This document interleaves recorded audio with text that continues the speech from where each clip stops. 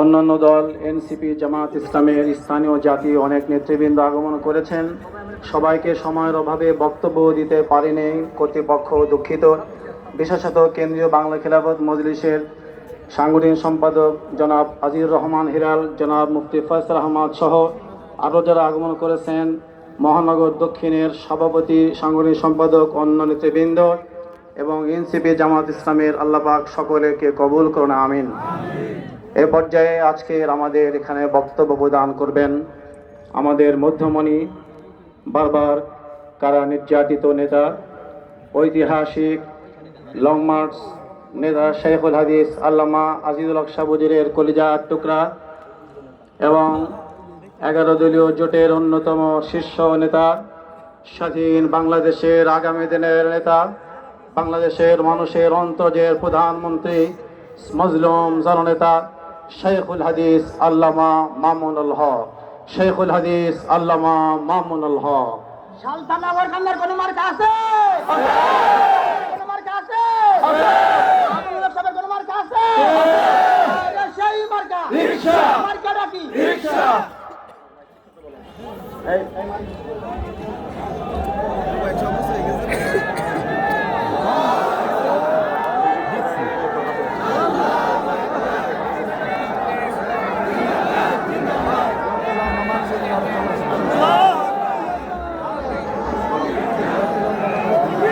আসসালামু আলাইকুম ওয়া রাহমাতুল্লাহ।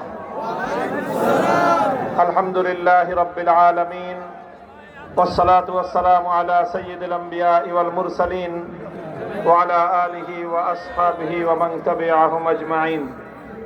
আউযু বিল্লাহি মিনাশ শাইতানির রাজীম। বিসমিল্লাহির রাহমানির রহিম। ওয়া লা ইয়াজরিমান্নাকুম শানাআনু কওমিন আলা আল্লা তা'দিলু ই'দিলু হুয়া আকরাবু লিত-তাকওয়া। সাদাকাল্লাহুল আযীম। আসন্ন ত্রয়োদশ জাতীয় সংসদ নির্বাচনে দেশপ্রেমিক ইসলামিক 11 দলীয় নির্বাচনী ঐক্যের পক্ষ থেকে মনোনীত বাংলাদেশ খিলাফত মজলিসের অভিভাবক পরিষদ সদস্য প্রার্থী, নগরকান্দা সালথার মাটি ও মানুষের আস্থার প্রতীক, বাংলাদেশের অন্যতম বর্ষিয়ান আলেমে দ্বীন হযরতুল আল্লাম শেখুল হাদিস আল্লামা শাহ আকরাম আলীর রিকশা প্রতীকের নির্বাচনী জনসভায় উপস্থিত সংগ্রামী সভাপতি, উপস্থিত আল্লামা আকরাম আলী, উপস্থিত বাংলাদেশ জামাতে ইসলামী, বাংলাদেশ খেলাফত মজলিস, জাতীয় নাগরিক পার্টি এনসিপি সহ 11 দলীয় নির্বাচনী ঐক্য জোটের কেন্দ্রীয় নেতৃবৃন্দ,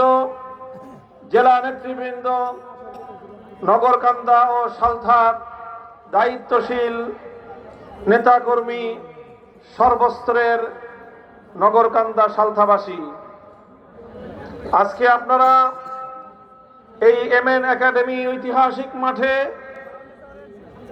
আল্লামা আকরাম আলীর পক্ষে, রিকশা মার্কার পক্ষে যে ঐতিহাসিক গণসমাবেশ, গণজাগরণের আপনারা প্রদর্শনী করলেন, এতে প্রমাণ হয়েছে নগরকান্দা সালথার মাটি রিকশা মার্কার ঘাঁটি। সমবেত এলাকাবাসী, বাংলাদেশের ইতিহাসের অন্যতম গুরুত্বপূর্ণ একটি সন্ধিক্ষণে, ইতিহাসের বাঁক বদলের মুহূর্তে 11টি দল দেশকে ভালোবেসে ইনসাফ প্রতিষ্ঠার নিমিত্তে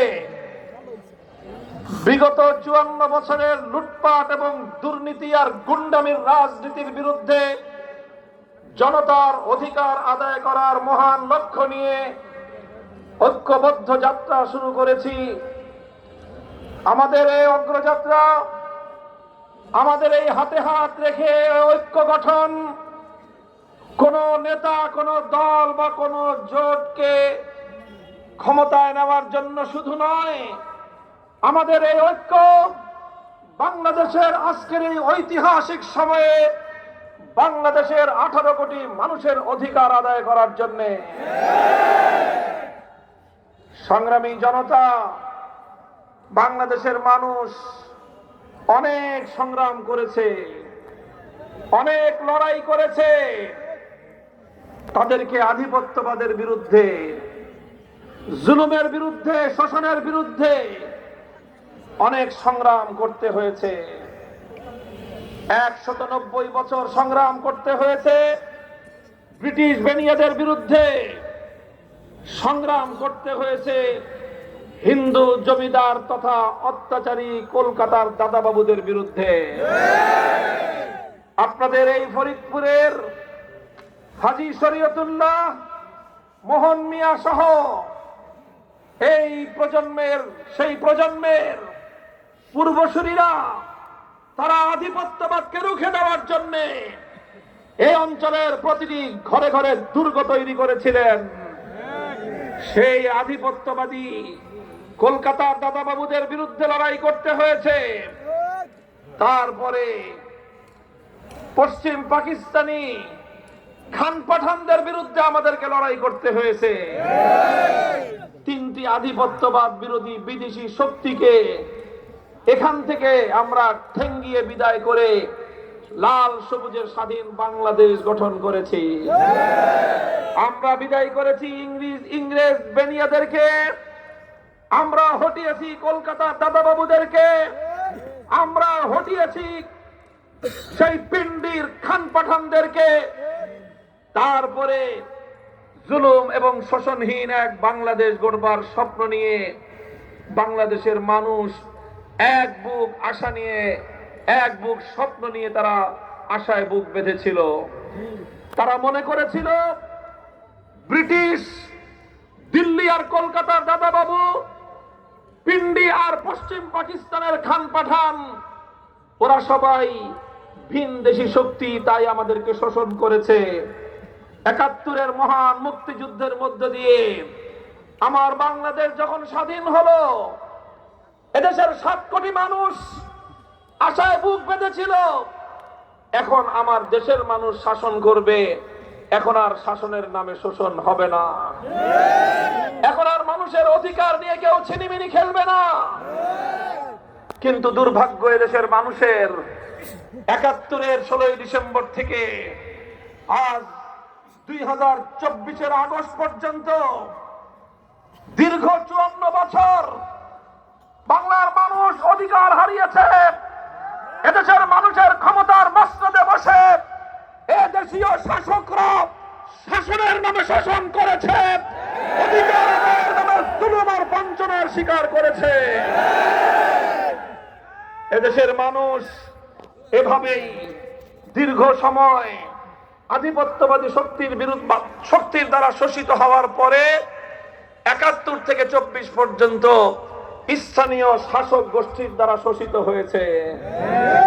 শোষণ আর বঞ্চনার মাধ্যমে, শোষণ আর বঞ্চনার পর এভাবেই যখন মানুষের দিন গুজরান হয় না, স্বৈরতন্ত্র, ফ্যাসিবাদ, জুলুম, নির্যাতন, অধিকার হরণ, সন্ত্রাস, মাস্তানির রাজনীতি, গুন্ডামির রাজনীতির মাধ্যমে বাংলাদেশের মানুষের পিঠ যখন দেয়ালে ঠেকে গেল, আসলো 2024-এর অগ্নিঝরা জুলাই মাস।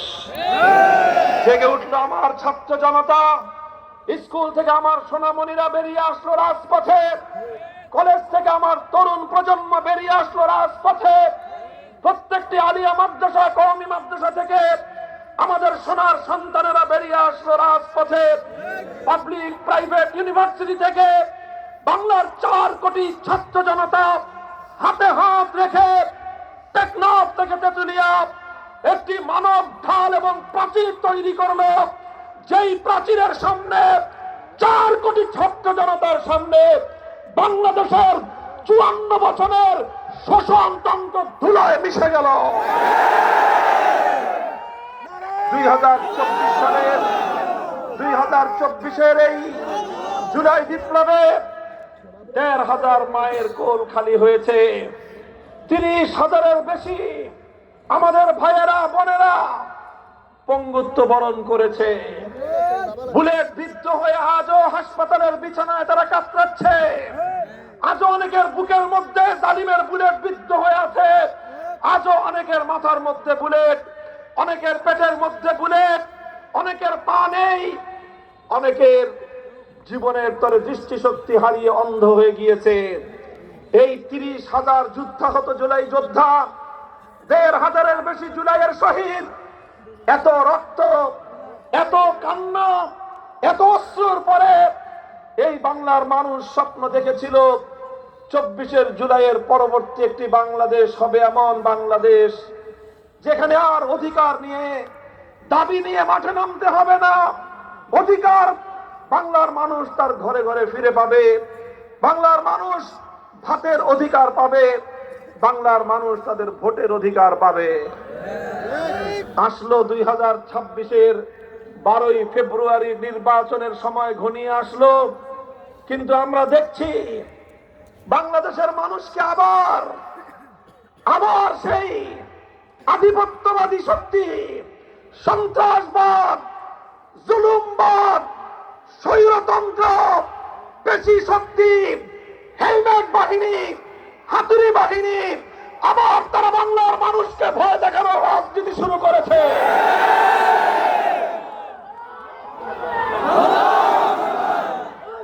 তারা আমাদের নিরীহ সাধারণ জনতাকে হুমকি দেয়, ধমকি দেয়। অনেকে বলে যদি অমুক মার্কায় ভোট না দাও, আগামীর দিনে নাকি ঘর থেকে বের হতে দেবে না। তারা বলে যদি তোমরা রিক্সা মার্কায় ভোট দাও, 12ই ফেব্রুয়ারির পরে নাকি আমাদেরকে, আমার নির্যাতিত নিপীড়িত সাধারণ নগরকান্দা সালথার সাধারণ নিরীহ মানুষদেরকে হুমকি দেয়, আমার লোকজনদেরকে নাকি ঘর থেকে বের হতে দেবে না। পরিষ্কার ভাষায় শুনে রেখো, আল্লামা আকরাম আলী নগরকান্দা সালথায় ভাড়াটিয়া থাকে না। আল্লামা আকরাম আলীর একজন কর্মী, তার একজন নেতা কর্মীর গায়ে যদি হাত দেওয়া হয়, তোমরা সে আগুন সামাল দিতে পারবে না। গোটা বাংলাদেশ উত্তপ্ত হয়ে উঠবে। খবরদার, খবরদার, হুঁশিয়ার করে দেই, মনে রেখো আমরা শান্ত, শান্তিপ্রিয় থাকতে পছন্দ করি। আমরা কারো উস্কানিতে পা দিতে চাই না। শেষ মুহূর্ত পর্যন্ত আমরা ধৈর্য ধরতে চাই, সহনশীলতার রাজনীতি করতে চাই, আমরা পারস্পরিক বোঝাপড়ার রাজনীতি করতে চাই, আমরা সকলের সাথে ভ্রাতৃত্বের বন্ধন চাই। আমাদের দিকে যে ভ্রাতৃত্বের হাত বাড়িয়ে দিবে, আমরা তাদেরকে বুকে জড়িয়ে নিয়ে হাতে হাত রেখে দেশের জন্য, মানুষের জন্য আমরা কাজ করতে আমরা বদ্ধপরিকর। কিন্তু যদি কেউ সাধারণ মানুষকে আবার ভয় দেখিয়ে, সন্ত্রাস করে, তাদেরকে হুমকি দিয়ে তাদের ভোটের অধিকার কেড়ে নেওয়ার পায়তারা যদি চালায়, বাংলাদেশের মানচিত্রে তোমার জায়গা হবে না। মনে রেখো, জুলাই বিপ্লব পরবর্তী বাংলার মানুষ যেভাবে জেগে উঠেছে, জুলাই বিপ্লবের মাধ্যমে বাংলার সাধারণ মানুষ প্রমাণ করে দিয়েছে বিপ্লবের জন্য বড় দল লাগে না, বিপ্লবের জন্য বড় নেতার প্রয়োজন হয় না। বাংলার তরুণ ছাত্র জনতা যেভাবে ঐক্যবদ্ধ হয়েছে, যদি কেউ আবার তাদের অধিকার নিয়ে ছিনিমিনি খেলবার পায়তারা চালায়, তাদের পরিণামও তাই হবে, তাদের পূর্ববর্তীদের পরিণাম যা হয়েছে।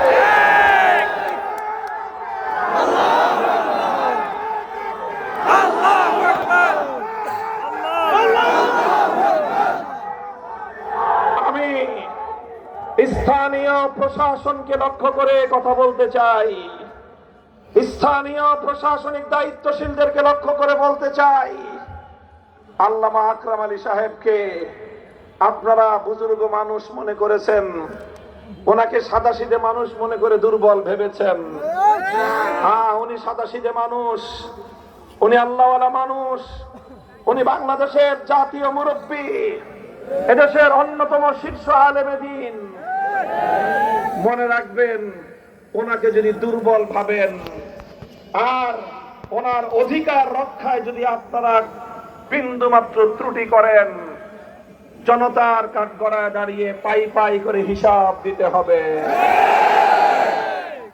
বারবার এখান থেকে সংবাদ যায় আমার কাছে, আমরা এই নগরকান্দা সালথা নিয়ে সবচেয়ে বেশি আতঙ্কিত। আমাদের নেতাকর্মীদেরকে, আমাদের ভোটারদেরকে ভয় প্রদর্শন করা হয়, ভীতি প্রদর্শন করা হয়, হুমকি দেওয়া হয়। প্রশাসনের কাছে নালিশ দিলে ওনারা মুস্কি মুস্কি হাসে। এই এমএন একাডেমির মাঠ আমাদেরকে বরাদ্দ দেওয়া নিয়ে আপনারা অনেক গড়িমসি করেছেন। শেষ পর্যন্ত আমাকে কেন্দ্র থেকে হস্তক্ষেপ করতে হয়েছে। আজকের পরে বলে দিতে চাই, লেভেল প্লেইং ফিল্ড যদি নিশ্চিত করতে না পারেন, সমস্ত দায়িত্ব ফরিদপুরের ডিসি, নগরকান্দা এবং সালতার প্রশাসনকে গ্রহণ করতে হবে।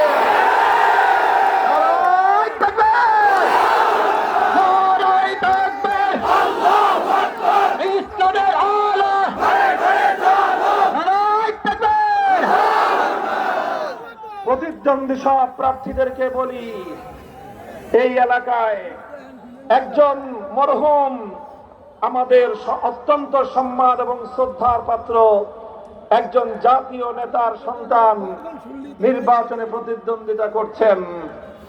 আমরা আপনাকে প্রতিযোগিতায় স্বাগত জানাই এবং আপনার বাবার প্রতি আমরা শ্রদ্ধা জানাই। মনে রাখেন, আপনি যার বিরুদ্ধে মাঠে নেমেছেন তিনি আপনার বাবার বয়সী। যদি তার প্রতি সম্মান প্রদর্শন করতে না পারেন, পাশ করলেও সংসদে ঢুকতে আপনাকে অনেক হিসাব করে ঢুকতে হবে। কাজেই সম্মান জানান, সম্মান পাবেন। শ্রদ্ধা জানান, প্রতি উত্তর পাবেন। আমরা যারা ভালোবাসা দেয়, যারা শ্রদ্ধা জানায়, সহনশীলতা প্রদর্শন করে, তাদের সাথে আন্তরিকতার আচরণ করতে আমরা বদ্ধপরিকর। কিন্তু কেউ যদি আমাদের পথে কাঁটা পিছিয়ে দেওয়ার চেষ্টা করে, সে কাঁটা উপড়ে ফেলার সক্ষমতা আলহামদুলিল্লাহ আমাদের আছে। गुलाबी ना आजादी, आजादी आजादी, आजादी ना गुलाबी, आजादी आजादी, राजपथ राजपथ, राजपथ राजपथ। সংগ্রামী সাথী ও বন্ধুগণ, তাই আমার সর্বশেষ পয়গাম, আমরা যে ঐতিহাসিক ঐক্য গঠন করেছি আজ নগরকান্দা সালথার মাটিতে, এই এমএন একাডেমিতে, ইতিহাস রচিত হওয়ার মধ্য দিয়ে প্রমাণ হয়েছে এই 11 দলীয় নির্বাচনী ঐক্য বাংলাদেশ জামাতে ইসলামী, বাংলাদেশ খেলাফত মজলিস, জাতীয় নাগরিক party NCP, Khelafat Majlis, Bangladesh Khelafat Andolan, Nizami Islam party, AB party, LDP, Bangladesh development party, Bangladesh labour party সহ গণতান্ত্রিক জাগপা, জাতীয় গণতান্ত্রিক পার্টি সহ 11 ভাই হাতে হাত রেখেছি। এবার বাংলার মানুষের কাছে স্বাধীনতার সুফল ঘরে ঘরে পৌঁছে দিয়ে আমাদের লড়াই ক্ষান্ত হবে।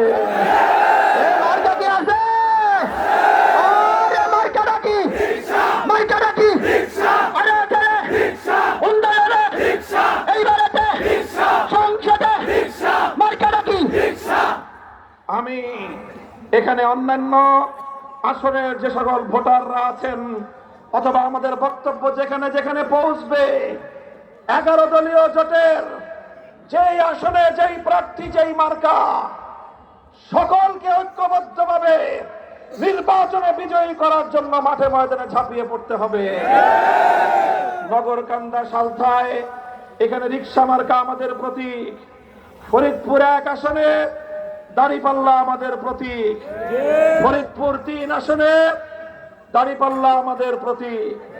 এইভাবে প্রতিটি আসনে আসনে আমাদের যেই সকল ঐক্যবদ্ধ প্রতীক রয়েছে, প্রতিটি প্রতীকের জন্য 11 দলীয় নির্বাচনী ঐক্যজোটের প্রার্থীদের পক্ষে তারা এভাবেই হাতে হাত রেখে ভাবে মাঠে ময়দানে কাজ করবেন। আমার মা বোন কন্যাদেরকে বলি, আপনারা নির্বিঘ্নে নির্বাচনের ক্যাম্পেইন করবেন। মা বোনদের কাছে ঘরে ঘরে রিক্সা, দাড়িপাল্লা, শাপলা, কলি সহ অন্যান্য প্রতীকের দাওয়াত নিয়ে আপনারা যাবেন। আমি অন্যদেরকে বলি, খবরদার, এই বাংলার মাটিতে আর কোন নারীর অসম্মান আমরা দেখতে চাই না। আমাদের কোন নারী কর্মী, আমাদের কোন নারী ক্যাম্পেইনের গায়ে কেউ হাত তুলবার দুঃসাহস দেখাবেন না। অনেকগুলো দুঃখজনক ঘটনা কিন্তু ঘটে গেছে, আমাদের পিঠ কিন্তু দেয়ালে ঠেকে গেছে। এরপরে যদি আমরা রিঅ্যাকশন শুরু করি, পালাবার পথ খুঁজে পাবেন না।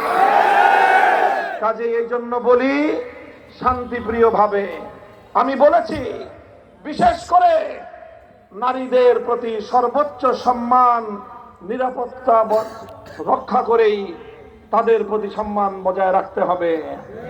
এমনকি অন্যান্য দলের যে সকল নারী কর্মীরা মাঠে ময়দানে ঘরে ঘরে নির্বাচনের ক্যাম্পেইন করবে, আমি আমাদের জোটের নেতা কর্মীদেরকে দায়িত্ব দিব, যদি অন্য আমাদের বিপক্ষের নারী কর্মীরাও যদি নির্বাচনী কার্যক্রমে মাঠে নামে, আপনারা সর্বশক্তি দিয়ে তাদের নিরাপত্তা এবং সম্মানের প্রতি লক্ষ্য রাখবেন।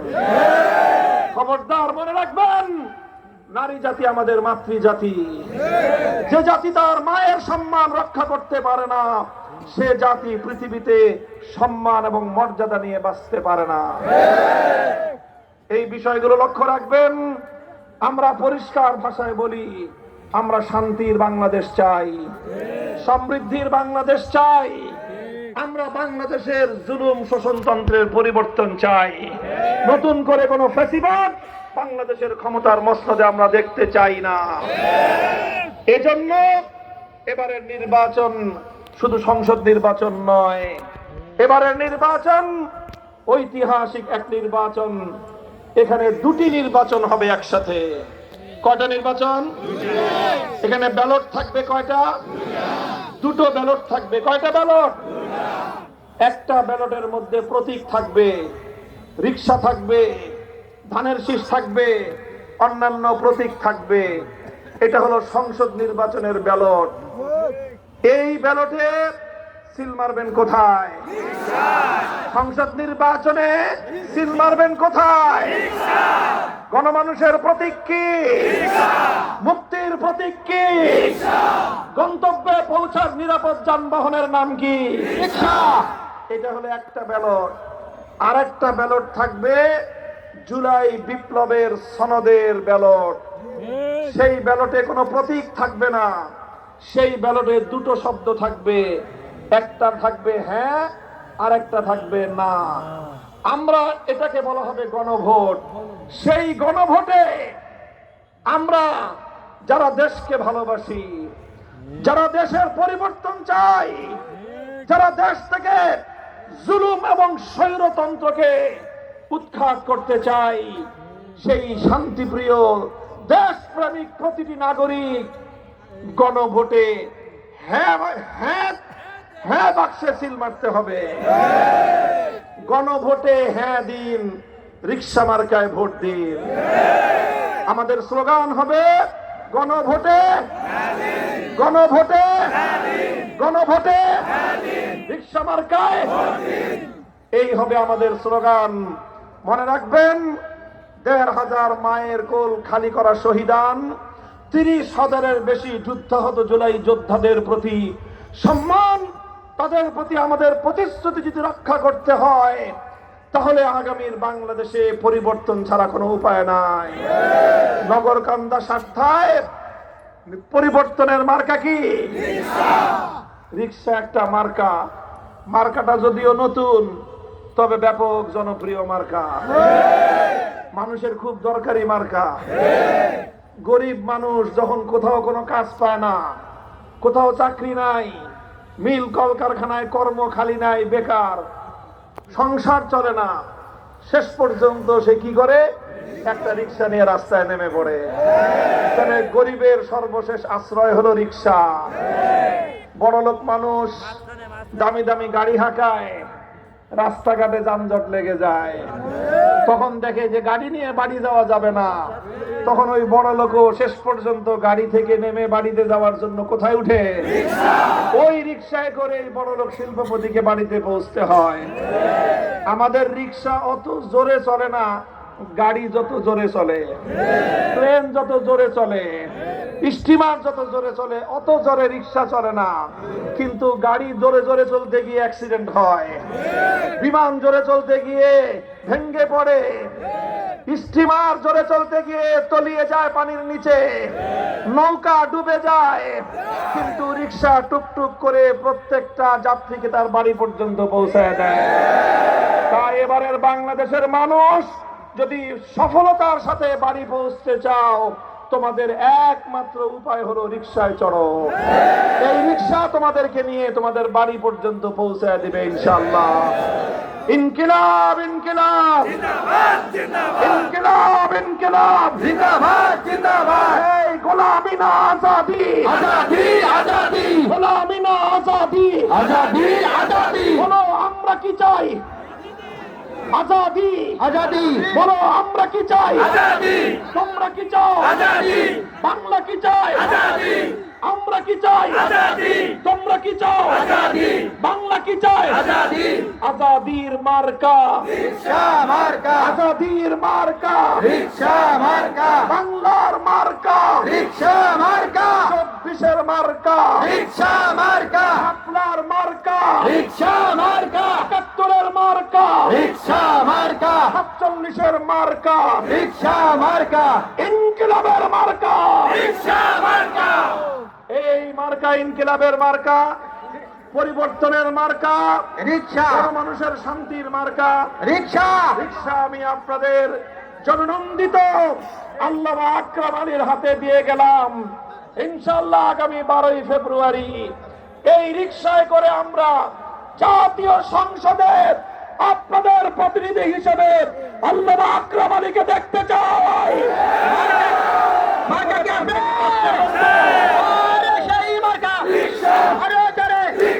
উন্নয়নে গরিব দুঃখী সংসদে জিতাই যাবে সবার সেরা বেলা হুজুরে মামুনুল সাহেব নগর কান্দা চালতার বিন্দু বাজে মার্কা ডাকি। ইনশাআল্লাহ বিজয় আমাদের অতি সন্নিকটে, আল্লাহর সাহায্য অতি নিকটে। নাসরুম মিনাল্লাহি ওয়া ফাতহুন করিব।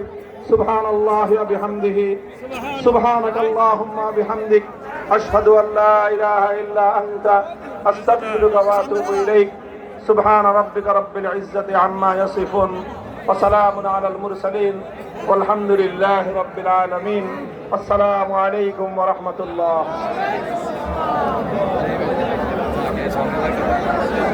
সংগ্রামী জনতা, আজকের এই বিশাল গণসমাবেশ, নির্বাচনী এই জনসভায় আপনারা নগরকান্দা সালতার বিভিন্ন এলাকা থেকে অক্লান্ত পরিশ্রম করে